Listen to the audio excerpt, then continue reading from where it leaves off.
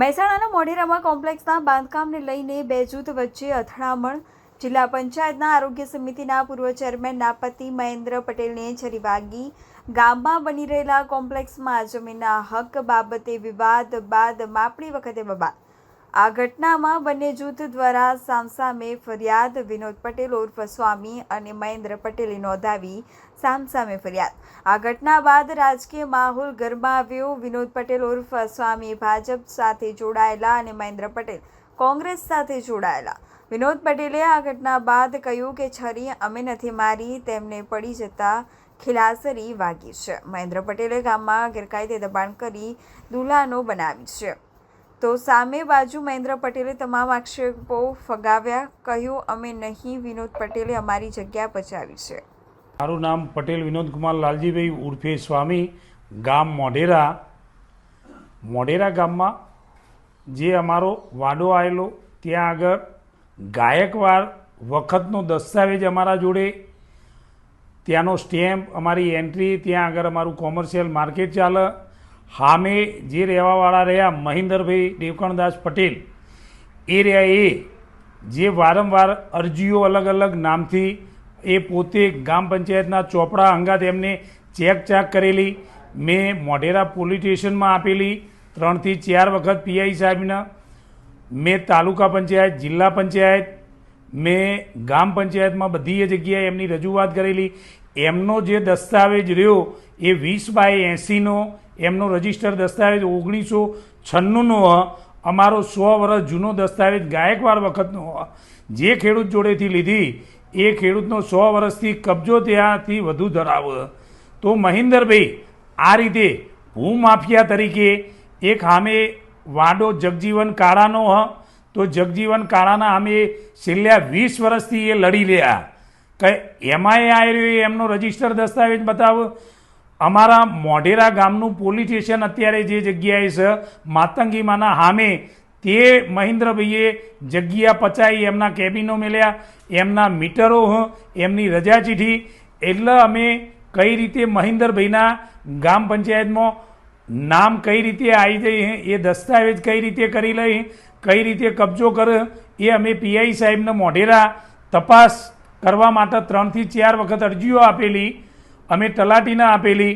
મહેન્દ્રભાઈની wife જે ગૌરીબેન પટેલ એ 10 વર્ષ પહેલાં જિલ્લા ડેલિગેટ હતા, આરોગ્ય મહેસાણા જિલ્લા પ્રમુખ હતા. એમને એમના ખેતરમાં, એમના વાડામાં 10 લાખની પર્સનલ દિવાલ બનાવી દીધી છે. 100/100નો વાડો એમને અત્યારે હાલ કબજો કર્યો. રોડ ઉપર એમને દુકાનો બનાવી દીધી, દુકાનો ભાડા આપેલી. માથા ભારે માણસો એ ચુડેલમાના મંદિર આગળની માપણી ગઈ. ચુડેલમાનું મંદિર એમની સાઈડ, પણ મહેન્દ્રભાઈ આ રીતે વારંવાર ખોટી રીતે ડિસ્ટર્બ કરી અને લોકોનું ખોટું કરતા હોય. અને આ બધી સ્થળ સ્થિતિ આપણે જિલ્લામાં, તાલુકામાં, ગામ પંચાયતને લેખિતમાં આલી, મોઢેરા પોલીસ સ્ટેશનને આપી.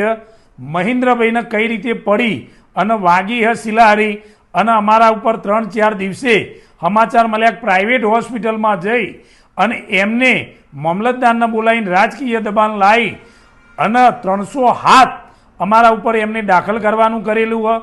મારા બાબા જય પટેલને એને વાગેલું હતું. તો એ વખત એ 23 વર્ષ ઉંમરનો, એના ગળામાંથી સોનાની ચેન જઈ હતી, એ ઉતારમાં લખવાની રહી જઈ હડફડમાં. એ વખત તો અમે દોડાદોડી હતી. તો એ હું પોલીસને ઉમેરો કરવા માટે આપી રહ્યો હું.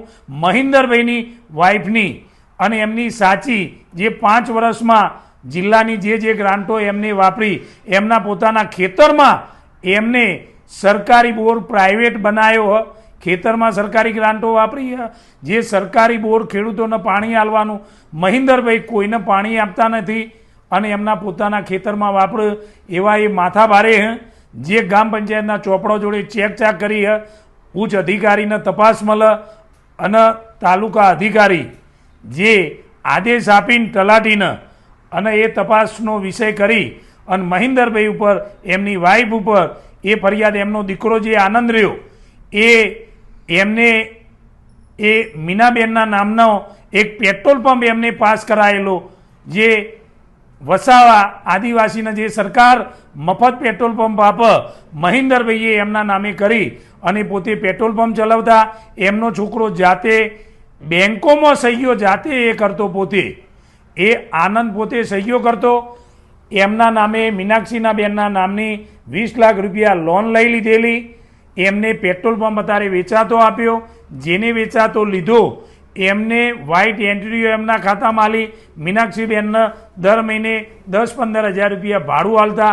મહિન્દરભાઈ, એમનો દીકરો આનંદ અને એમની વાઈફ ગૌરીબેન, આ બધા મળીને સાંઠગાંઠ સરકારના કઈ રીતે સ્કીમોના ફાયદા લઈ અને સરકારના ચોપડા અંગા ચેક ચાક અધિકારીઓ સાચી તપાસ કરી અમને ન્યાય આપે એવી અમારી વિનંતી. શું નામ તમારું? મહેન્દ્રભાઈ. મહેન્દ્રભાઈ, તમારા ઉપર જે આ હુમલો કરવામાં આવ્યો એ સમગ્ર ઘટના શું છે? આ અમારે મોઢેરા ગામ ઢાળમાં વાડા નંબર 41 પૈકી ભાગ એક અમારા ભાગમાં આવેલો, પૈકી ભાગ બે એમના ભાગમાં. આ વાડા આખો 4000 ચોરસ મીટર હે. એમાં 30 બાય 63 એના હોય અને 20 બાય 83 અમારો હોય. એમાં અમે જે વાડાનો અમારો દાવો ચાલુ હતો બેચરાઈ સિવિલ કોર્ટમાં, એટલે અમે એના અંદર ખોટું એ બાંધકામ ચાલુ કરી દીધું આખા 4000 ચોરસ ફૂટમાં. એટલે અમે કોર્ટ કમિશનરમાંથી બેચરાથી માપણી લાવ્યા. માપણીના દિવસે અમે બધા, મારા ઘેર પ્રસંગ હતો સિમંતનો, માપણીવાળા આવ્યા ને મને બોલાવ્યો. હું ઘરમાંથી એકલો અહીંયા આવ્યો અને જો માપણીવાળા બોલાયા હતા, અમે માપણીવાળા સાથે જ હતા. નારે ફોર્ચ્યુનર ગાડી લઈને આવ્યા અને સીધા ધોકો લઈને ઉતર્યા. ધોકો છરી કોણ આપ્યું?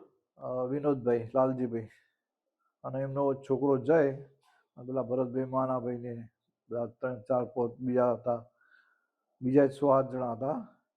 અને આવ્યા સીધા મંડી પડ્યા મારવા, ધોકા ચોળ્યા. પાછળથી હું નીકળવાની કોશિશ, બચવાની કોશિશ કરી એટલે પાછળથી મને સારી ખુશી ગાલી બગાડવા. લગભગ 6-8 ટોકા આવ્યા અને મારા ફેફસામાં ઇન્ફેક્શન થઈ ગયું. તો એ દાખલ સિવિલ કોર્ટમાં થઈ ગયો. સિવિલમાં 1 દિવસ રહ્યો અને અહીંયા આ ગ્લોબ લાઈન હોસ્પિટલના અંદર ફેફસાના ઇન્ફેક્શનના કારણે લોહી અંદર પરસી ગયું. એડમિટ છું 4-5 દિવસથી. ભાઈ, આ લોકોએ જેલ લઈને હુમલો કર્યો અને મારા છોકરાને છરી તોડી અડાડી, એને પગો ધોકા ચોળ્યા અને એને બહુ માર માર્યો. અને મેં અનેક પંચાયતના અંદર અનેક રજૂઆતો કરી. 4 તારીખે ટીડીઓ બેચરાજીને આપ્યું કે ખોટું બાંધકામ થઈ રહ્યું, નહીં પરવાનગી, નહીં સતી કોઈ, કે મોઢેરાના અંદર કોઈ પણ બાંધકામ કરવું હોય તો કલેક્ટરશ્રીની પરવાનગી જુઓ. તો એનો એના અંદર કોઈના પરવાનગી નહીં, કોઈ આઈસ્યુ નહીં, ચાલુ કરી દીધું. એટલા માટે આ મને જીવલેણ હુમલો કર્યો અને જાનથી મારી દેવાની ધમકી આપી. અને હજુ પછી એ લોકોએ એવું કીધું છે કે તું હજુ આગળ વધીશ તો તને જાનથી મારી નાખશું. તમારા ઉપર પણ આક્ષેપ કરવામાં આવ્યો કે તમે પણ દબાણ કર્યું છે એવો આક્ષેપ છે. હા, તમારા ઉપર આક્ષેપ કરવામાં આવ્યો તમારા ઉપર. પણ એ તો દબાણ કર્યું તો આવ્યા હતા સર્વેરો માપવા, ફૂંકાઈને આ હુમલો કરવો પડે. દબાણ કોઈ દબાણ જ છે જ નહીં.